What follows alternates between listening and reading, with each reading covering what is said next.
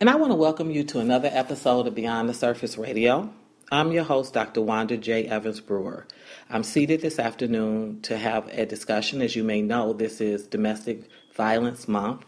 I have a long history of working in this area, but there are lots of other everyday women who are survivors and who have also taken up the charge. And I want to highlight a woman I met this summer who runs a ministry called S.C.r.e.a.m Ministries. Do I have it right? That's correct. Her first name for sure is Darlene. What's your last name? What's your whole name? Barbara. My last name is Barbara. Okay. B-A-R-B. This is Darlene Barbara, and she runs S.C.r.e.a.m Ministries.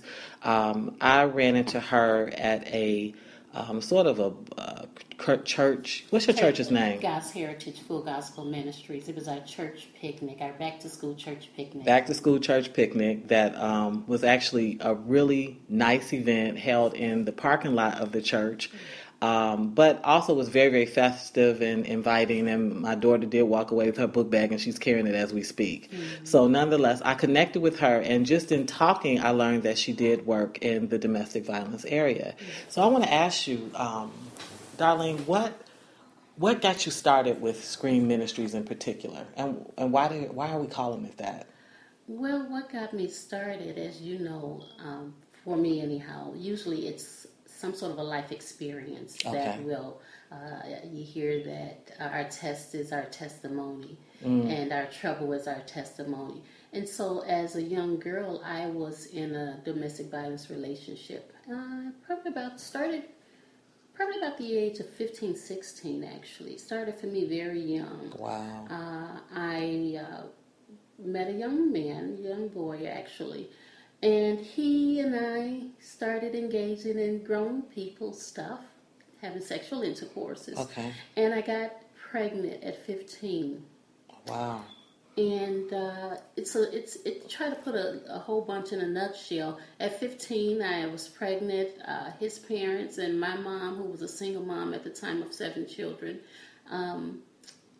wanted us to get married. He didn't. I really didn't know what I wanted. Long story short, my mom said, okay, well, if there's no marriage, there's no baby. And I had to have an abortion. Wow. And from that abortion, when I was 15, actually I had the abortion by the age of 16. At that time, from that point on, began to believe that because I killed my baby, and this was my thought process, because I killed my baby, that I deserved everything that came to me. Wow. So that really destroyed your sense of self-worth. Absolutely. Right out the gate. Absolutely. Absolutely. And let me just say this, because I hear sometimes people want to believe that, oh, well, why would your mom do? My mom today is a saved, sanctified, filled with the Holy Ghost, woman of God, loving the Lord. She was a young mother back then. She didn't know, and so I thank God for my mother today. Back then she didn't know, and she was scared for her daughter, and so she thought she was doing what was right for her daughter. Mm-hmm. However, what my mom didn't know, and we wouldn't know this, that it began to go in a downward spiral for me. Did you tell your mom?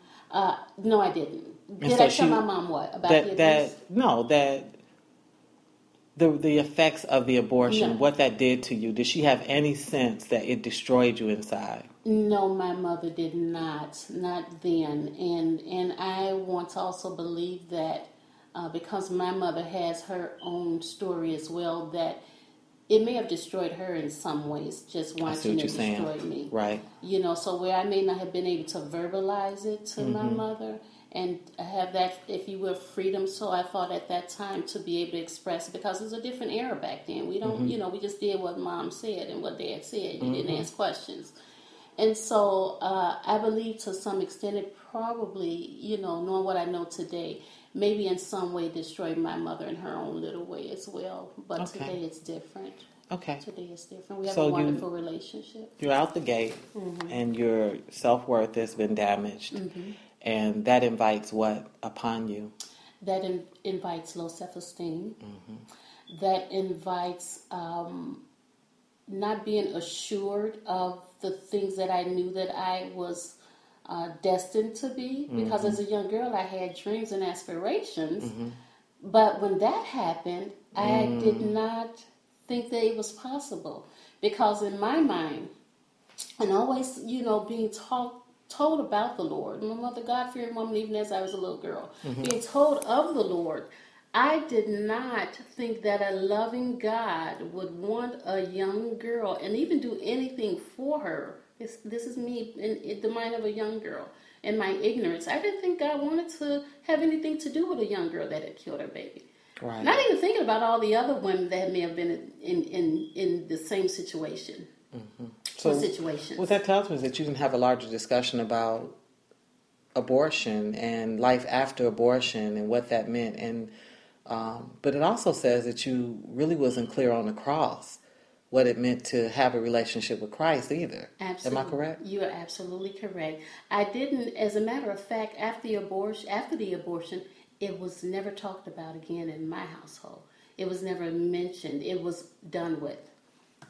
It was done with. So it happened, move on, don't talk about it. Except in you. In me, it was still there. Right. See, for me, it also led to, you asked what did it lead to? Right. It led to teenage alcoholism. And so I kept myself drunk and high, because every time I thought about what I had allowed to have done, this is my mindset again at the time, I would think about me murdering my baby. And so if I was high, if I was drunk, I didn't have to be in that reality. So you stayed on cloud nine. I stayed on cloud nine. And it was a cloud. People said, oh, well, you weren't doing really anything. But for me, drinking and smoking weed and doing whatever little getaway I could at that time, I did that. But the grace of God would not allow me to go into any hard drugs, because I believe God knew exactly what he had in store for me. He really knew what I could take back then. And if I got into anything real serious, he knew, because of the heart that I have, and when I'm in.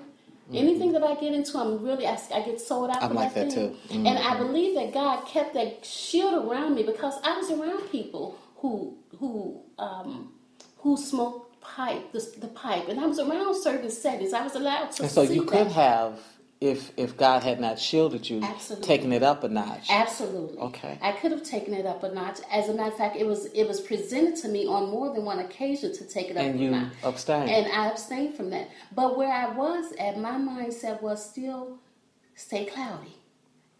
Cloudy. Was it the cloudiness, the state of cloudiness that led you into abuse? Absolutely. Why? The state of cloud, because I felt that, how dare I be sober and walk around with the freedom of my limbs, the freedom of my state of mind. So you also just didn't care? I didn't care at that time. I did, but I didn't. I knew that it was something wrong about this young man fighting me, or at that time I would try to fight back, but I knew it was something wrong about it. But in the same mindset I had, but this is what I deserve.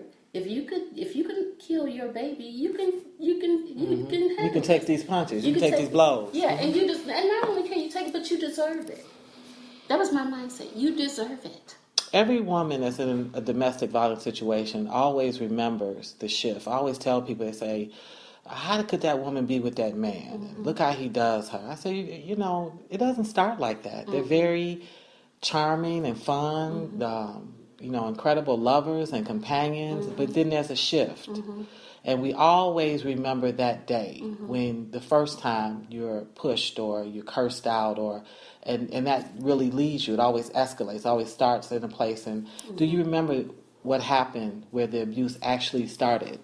I remember clearly. I had ditched school, and I was meeting this young man at his mom's house. Now, his mom and dad were divorced, so he was living between two homes. And so I was meeting him at his mom's house this particular day. She was gone. No one was there, just me and him.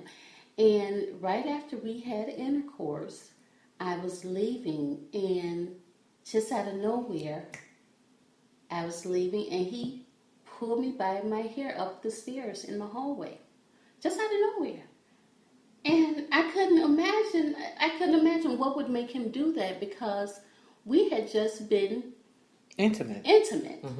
And And so for a girl, we are like, intimacy, and that's your first love, so to speak, and you thinking you on cloud nine, and I thought it was on cloud nine. So for him to just switch like that and pull me by my Why hair, did he say he was pulling your hair? I don't think he really knew. In his mind, he didn't want me to go. So from that day, so he decided to dominate. Yes, exactly. And so, and he, right now today, I mean, it's been well over 30 years ago. I don't really even know if he knew why. And not to make any excuses, because we were both very young. No, it's that you're talking about that there's a psychosis that goes with abuse, and that some of it you're not even aware of your own pain. That abusers have oftentimes been abused, and they just do stuff off impulse. Absolutely, and that's what happened, and that was the shift. That's when I remember the first time that where it really was like, wow. How did you handle it? What did you do? It's interesting how I handled it. And as he pulled me back into his mother's apartment, we kind of got to tussling around in there a little bit. And before you knew it, he was making up to me. Mm-hmm. And you accepted it. And I accepted it. Mm-hmm. And when I finally left there, which probably was maybe not much longer after he had pulled my hair, we had tussled it out a little bit. When I left there and we had made up, I was back on the bus, on the CTA bus. Like nothing happened. Like nothing happened. And I want my listeners to understand that this is a common cycle that starts, that women are given the sort of the double message. You want the man to be assertive and aggressive and dominate you, and then he should be able to sweep you back off your feet, and that a real lady is loving and forgiving because he's such a foolish boy, and he's going to correct his ways. And so a lot of that's fed to us through the media, through music, through culture, through just in general, you get that message, not to be firm, not to say, hey, you've crossed the line, you violated me. So haven't you seen that cycle in other women where, I know they had it in the movie Baby Boy, where he would, beat her up, and then they would make out, and it was all together. Have you seen that cycle kind of get pushed? Or how did you end up taking it in your spirit besides just the abortion? I have seen it, and because, again, when you come from a background of you have to fight your way out of everything. Yeah. Right? Yeah. So you come out of a family where the way we resolved things was by fighting. Right. And not necessarily fighting each other, but fighting in the streets. Yeah. And even seeing some aunts and some other outside people fighting their husbands and their mates. And so you get this idea. Subliminal messages. That, okay, this is how you handle. This is a relationship. You don't get to see the respectful relationships. You don't get to hear the communication, the respectful communications in relationships. And so you begin to think, okay, so this is how it goes. You fight and then you make up. Right. And then once you fight and you make up, then we're okay for a little while. When did you know that this was too much? That this was bigger and badder and worse than you ever thought? When did you have a sense of that? When I finally realized that this was bad at the age that I was at, I think I was probably about 6 years in. So I was maybe about 20, where it really began to say, because people would every once in a while come to me and say, "You're so beautiful," and I didn't see what they were seeing. Mm-hmm. Even now, I mean, you all can't see her, but she is very pretty. I really didn't, and I would go home and look and say, "What are they seeing?" And I would have one lady would always say to me, "It's so much. You got so many gifts in you," and I think to myself, what is she talking? I really was serious. I just didn't know what in the world is she talking about. And so as I ventured out and got into the workforce and different things like that, and I worked as a young girl, but I began to see other ways of life. And I began to see people who were aspiring to do things. And I began to see relationships that I didn't hear arguing and fighting. And these weren't relationships that were close to me, but where I would be around certain settings. And I would see that when I wasn't cloudy. Right. Okay? And I would think to myself, wow, that's I like that. I like that. Mm-hmm. I wonder if that's what normal is. Because I knew what normal was for me. Mm-hmm. And so at about 20, I began to say, this is it. And you was tired. I was tired. I was tired of being tired, sick and tired of being sick and tired. Mm-hmm. And the last thing that it took for me, and I know some people will think, well, why did it have to take that? Because of the mindset, and because you want to believe that there's this person who you've come to know, and during that, at the time, honeymoon phase, as they say, even though we weren't. Them honeymoons are something else, right? You're dealing with someone that you see the good in them. You see that they're a loving person. But the last thing for me was, and I always was told as a young girl, the worst thing a person can do to you is to spit on you. The worst thing a person can do is to spit in your face, and that's what it took for me. He spit in your face. He spit on me, yes, and he kicked me, and that's what it took. And that's when my light came on, and I was about. Why did he spit on you? What was his justification? I don't even remember. I think I just wasn't doing something that he wanted me to do. And he literally spit on you. Yeah. Oh yeah. Oh yeah. And that was the light on for me. That was the moment. And what did you do? I began to plot my escape. In my mind, I thought it was because we lived together for a long time. And we do that. Yeah. And I didn't know anything about going to domestic violence centers and things like that. I mean, this young man, we he was my first love. And so we began to have grown people relationships. And we moved from apartment building to apartment building. But in that last moment, I said, okay, I got to get out of here. And by this time, I had a full-time job that I was working. And I just began to think, what would I do if I just left and didn't come back? And so I did. I plotted. And the night before I had to go to work the next morning, I knew that I would never come back to that apartment, and never did. Did you leave things behind? I left everything.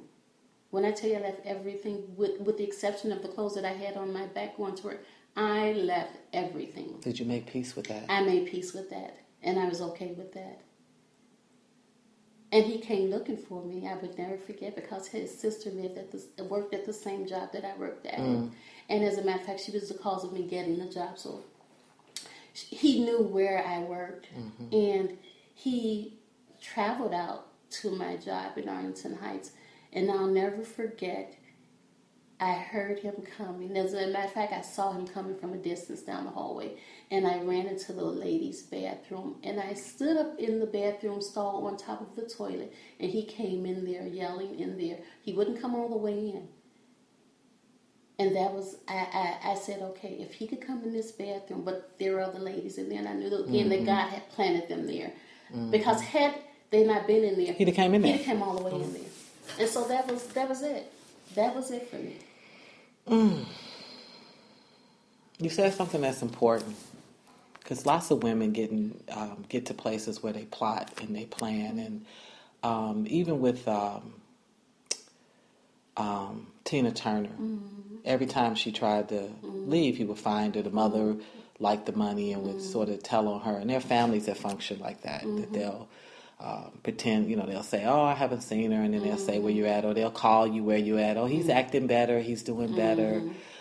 This plotting and this planning. And you said you didn't really have a sense of resources. You didn't know about domestic violence centers. And so in retrospect, what do you think about that? What do you think about women's understanding of how to protect themselves, and how the means to exit, safe ways to exit, or the places that they can go that will protect them? What are your thoughts on that, having had to make those decisions on your own? This is what I would say to anyone that's in this situation, in a situation of domestic violence. I would say, if you know within your gut that your worth is more than being not only just physically abused, but verbally abused, then always have you an escape plan, have your bag waiting, and then not just that, reach out to someone that you feel that you can trust, because I know it's not a whole lot of, especially with social services being cut and things like that. I know that it's important for us to have that person that we can go to and confide in. Mm-hmm. And even though I had family and things like that, I didn't really want to get them involved back then because I was always going back, right?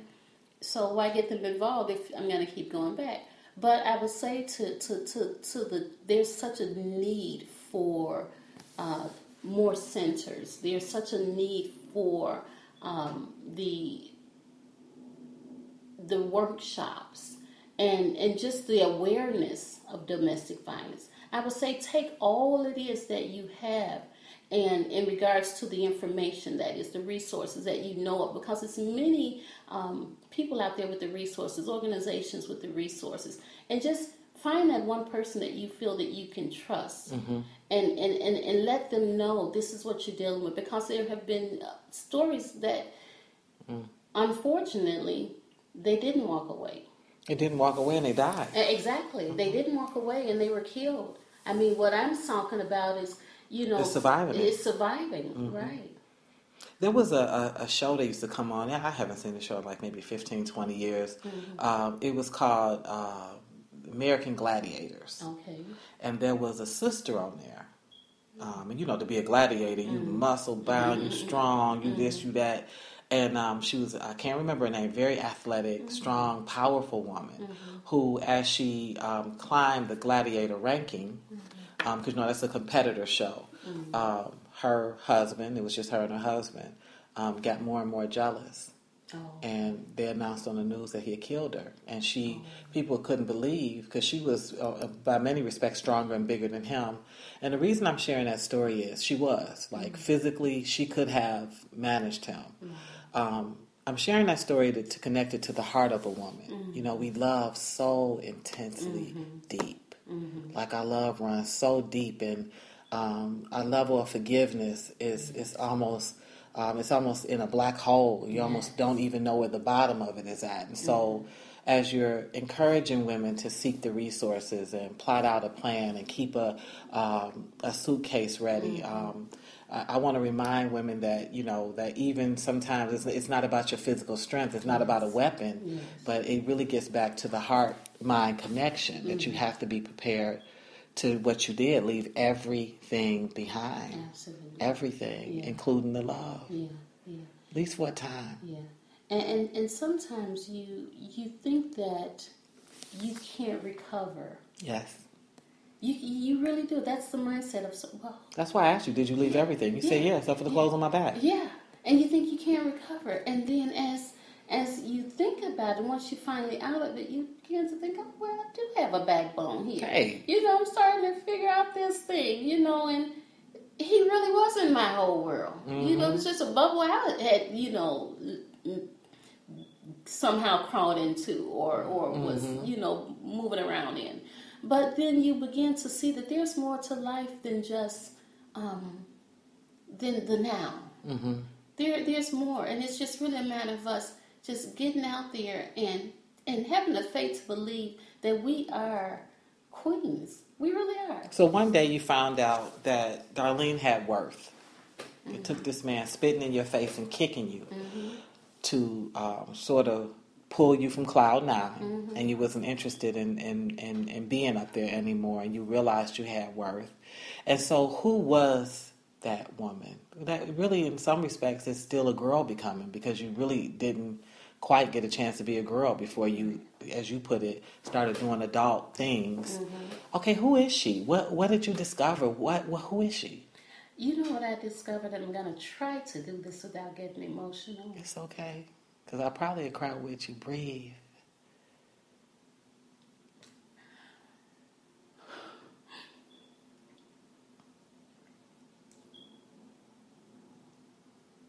I discovered that she loves herself. Wow. I discovered that she was okay with being alone. I got an apartment way up north in Rogers Park. Hey. And it was mine. All yours? All mine. Okay. My name was on the lease. I had my own furniture. It was all mine. I had my own car now. Everything else in the past had been shared. And I would find myself after I would leave work racing home, because up north you had to get home early to get a parking spot. I know what that's about. But I wasn't really racing home to get a parking spot. I was racing home to be in mine at that time. And be able to breathe. Be able to breathe. And so I would find myself walking 5 blocks to the beach up north. And I would find myself sitting by myself. I didn't want company. I didn't want to be occupied or preoccupied by anyone but myself. And so I was learning that I was okay being alone. And I was okay looking in the mirror and seeing me. Because at one point I could not look in the mirror and see me. And I was happy, beginning to be happy with what I saw. And I began to see all the dreams that I had thought of as a young girl, being an entrepreneur. I always said I wanted to be a millionaire by the time I got 30. I did. That was my thought process as a little girl. And I began to see a light in that. Hey. You know, even though I'm not a millionaire, not yet. It hasn't manifested. I'm there in the spirit. But it hasn't manifested. I began to see, it's okay to be in a relationship. It's okay to be loved and to love, but make sure that it's a two-way street. Right. And make sure that it's a love that's not abusive. Right. And on either side. And make sure it's a love that when you breathe and you're exhaling, that it's not about walking on eggshells when it's time to let loose. It is one of those signs. Yeah, exactly. Cautious about what you share and think. Yeah. And so I began to learn that Darlene had purpose. Purpose.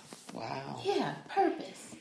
And began to strive for that purpose. And I'm still truly on a journey into my The purpose. interesting thing is we're always on a journey. Yeah. We're always learning. We're always being students, and then we spend a short time as teachers, and then we go back to being students, and then we're teachers. And so that's a good place. But at least you know you have worth. Yes. How can you have a purpose without worth? Absolutely. Yeah. And so I think about the young girls today, and some older women too. I'm not, I look young. Yeah, because listen, the domestic violence piece runs the scale. The scale, right? Yeah, you'll get somebody 70 being abused, and you'll get somebody 7 being abused. And unfortunately, I've seen that sitting in the court as an advocate now. I've seen old women being dogged. Yeah, and it's sad. And so my tears are for my tears are for me, but my tears are still for so many others that don't even realize that they don't have to deal with it. They don't even know they're You said something important. You said, I got my apartment and I discovered it was okay to be alone. And sometimes people equate alone with loneliness, and they're not the same. They're not. Alone is just you being able to really have a good time with yourself. Yes. Paint your nails, get your hair done, talk on your phone, watch your favorite show, cook your meal. Whereas loneliness is the aching, the needing to fill a void. Yes. So I know that you know both. I know that you know what it means to be alone. I know that you recognize loneliness. And you had to have many years of loneliness in that relationship. So what do you use for your loneliness now? What is there, if it's ever there? And it is at times it's still there, but it's a difference now. What I can say with the depths of my soul, God has filled that void. Hey, He truly has. He has truly filled that void that I didn't think that I would ever be able to have filled it. There's a scripture that talks about the woman at the well. And just the thirst, and she was going there at the well when no one was around because of the stigma about her and, her lifestyle. And even though she had this thing of sleeping with other, or having 5 husbands, there was still this thirst that she had. And so... That's why she had 5 husbands. That's why she had 5 husbands, okay. Right? And so that void for me now truly is God. And when I get the moments of feeling like I'm alone, I go and I say, what have you always done after that trial of domestic violence? I go and I go to the movies by myself, and I'm okay with that. I'm married, but my husband, has his shifts. And when he doesn't, I still, if I want to I go to the movies by myself. I enjoy me. Go ahead. I do. I enjoy me. And I'm not all into me in the sense of... You're not saying narcissistic. Absolutely right. not, but I'm saying it's okay because I see a lot of women who believe that they have to have a man. Yes. That if I don't have a man, that I'm not complete. Yes. And that's not the case. Well, and actually, no one can complete us. Absolutely. And no one can give us happiness. That is something that we get from within. Yeah. From within, and from God. And from God. From God, yeah. really it is. Mm-hmm. And I'm not saying that I didn't have that mindset because there, Mm-hmm. but that's where my voice. I just fill myself with the Word of God, and the times that I'm feeling like I'm lonely. I have people and sisters in the Lord. And so once again, God has given you that team. Absolutely. So you still have. I have a team. I have what do we call it? I have my oh my goodness, I can't even think. Team, but okay. but it's another word that I'm searching for. It'll come to you. Yeah. All right. So S.C.r.e.a.m. S.C.r.e.a.m. How we get to S.C.r.e.a.m? What is S.C.r.e.a.m?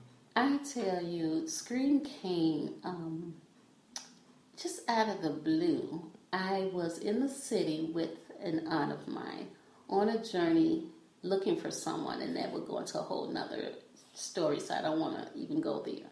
And we were over on the west side around 16th and Hamlin area, around the Pulaski area, 16th and Pulaski. And she stepped out of the truck for a minute, so I found myself just sitting there in the truck, just looking around, just observing, and that's when the Lord was awakening me to the gift of discernment. Okay. And I began to see people walking around, but what I was seeing were, even though they were actually people, they were almost like and I don't watch it, but like zombies. Mm-hmm. That's what I was seeing. There's a lot of that. Right? Mm-hmm. And so I was seeing that in the spirit realm. And even though my mouth was not open, I was literally screaming. And I'm thinking, does anyone see me? And I'm literally looking around like, is anyone watching me scream? But my mouth wasn't open. So I just had this scream in me. And that word just kept coming to me all that night, all that week. It just kept coming in. So I finally wrote that word down, S.C.r.e.a.m. But it was coming to me as an acronym. And what's the acronym? The acronym is Seek Christ, remembering every afflicted moment.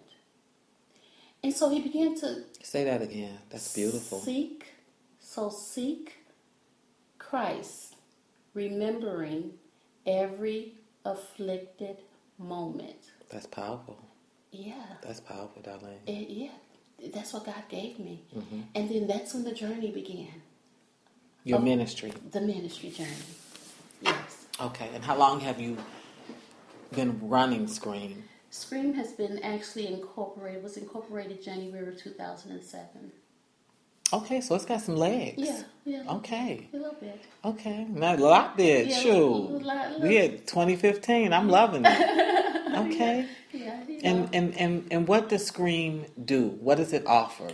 Well, right now we're basically a resource center. I've had, we have a small board, had board members come and go. Unfortunately, one has passed. So it's a small grassroots ministry.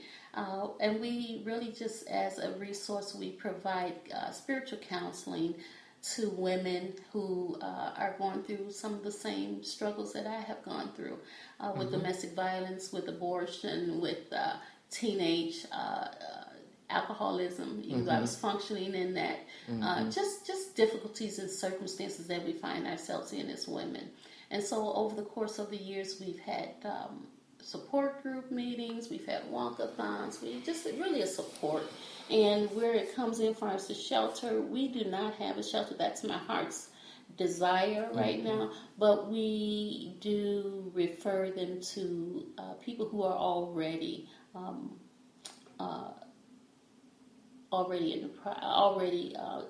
established. Okay.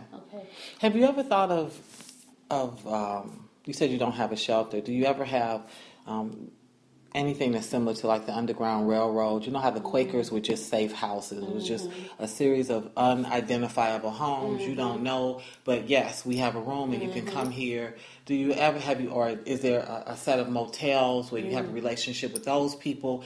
What other, or do you know, there are still, the Catholic churches are sort of structured where they have for the nuns, those kind of nunnery rooms. Do you have any other sort of resources that if someone needed to find emergency shelter, emergency housing, that you can lead them to? You know, the only thing, unfortunately, that I can say is when I get calls from women who have, and I have gotten several over a few years, and unfortunately, because of the situation, and as you know, there's 1 in 4 women that is going to be involved in a domestic violence relationship. I would argue it's higher. Even higher, but reportedly, right? There are the resources that I have. There's going to be some sort of a wait, and that's what I'm always told. And when I call and I try to find out for myself, and there's the intake process. You know, just wanting to know what are these women facing when they call you, and there's always a wait. And so when it comes to actually having immediate resources, as far as them being able to get, unfortunately, you don't have them. You feel like this country takes domestic violence serious? I was thinking about Drew Peterson's case and how much attention it brought to domestic violence. I mean, unfortunately, that's his case, case with Stacey Peterson and the other 2 wives, did kind of give a boost to the discussion that hadn't been had before. But that was just one case. Do you think overall is domestic violence situations taken seriously? I think they're taken a little bit more serious now, but still nothing, not in the way that they should be. Why? Why do you think that is? I think they think because that, unfortunately, this, you know, you get to say this is a man's world. I think, and I don't mean to stereotype, because I love men and I believe that men are and there are tons of men that don't. Absolutely, and that's what I was going to say next. Tons of them. But I believe because men run this world, I believe that we are in a position where women, unless it's in their immediate, unless it's dealing with them specifically, it's not that important. I think it's a little bit more important to some in the media, because now it's you see it in the athletic, you know, in the sports arena, you know, the sports field, and you see it, you know, it's coming more, you know, it's starting to mess with the dollars now. Right. It's starting to mess with the sponsorships and things like that now. So I think that's why it's a little bit more polarized now, but not enough. Not enough. Absolutely not enough in our community. In our community, because they can't see you. They can't. The black community. Okay. Not enough in the black community. Okay, so you're able to change some laws. You're able to actually sit at the table with policymakers, and your walkathons or some event you have finally draws the level of attention that you need to get some movement done. What is the first thing that you would want to see happen? The first thing I would want to see happen is more funding for social services, and although I think that it's greater than just funding for social services, I believe that. I believe that just more awareness in our culture, and more people talking about it, and saying that it's not okay. Talking about it or talking about it? Because we talk about domestic violence, and you and I were talking a little bit earlier, and I see almost where domestic violence is humorous, where people are encouraged to slap her in her mouth. If I was you, I would punch her, I'd have knocked her out, where that's kind of part of the everyday language, and that I can't even remember a time where women embraced the language so much, where they actually used that language. One of the famous scenes from Color Purple is when, who is it, Celie is asked, did you told Harpo to beat me? And She did. You know, her own self a survivor, and a survivor not only of abuse but of incest, and that was her only thinking. So, what kinds of talks do you really want to see, Darlene? Because we're talking, but it seems like we're talking, but we're not talking about nothing. Yeah. I want to see the talks that say that it's not okay. Not only is it not okay for the physical abuse, it's not okay for the verbal abuse. I want to see the talks had that if I see a man on the street talking, berating another young woman or a lady on the street, I want to see those talks of, okay, you know, I may have been a little afraid to approach them, but I said, young man, you know, don't talk to her like that. I want to see the talks that say we're going to give resources to domestic violence shelters because they're needed. Right. You know, they're really needed, and we're not going to cut in those areas. And I want to see the talks of people saying that it's not okay, even though we were brought up that way, you know. To reject tradition. Yes, exactly. And so that's what I want to see. Those are the talks I want to hear. Okay. Now, I know that your biggest heart's desire is actually to house, to be able to do that. If people want to help you with that cause, what can they do to assist you in finding a way to fund or get shelter, or if they have an empty building or lot space or whatever? What would you like? What I would like really for people to do is to know that when you're in ministry or any grassroots organization, you're really using and expending all of your resources. And see, I am in full-time ministry, so I don't have regular income coming in. And so it costs to be able to, sometimes I get calls from women where they just want you to, I've had calls where women needed you to pay their rent. And so I had to come from my own personal at that time. They wanted you to just go and get the medicine from the doctors, from Walgreens. So it's resources like, you know, just being able to, they needed underwear, they needed Pampers for their children. I really want to be able, You're talking about very basic needs here. Very basic needs. This year alone, we're now in October, but at the first of this year, of 2015, I think I was faced with 4 calls by February. For me, I thought that was a little bit over the top for S.C.r.e.a.m Ministries being a grassroots ministries.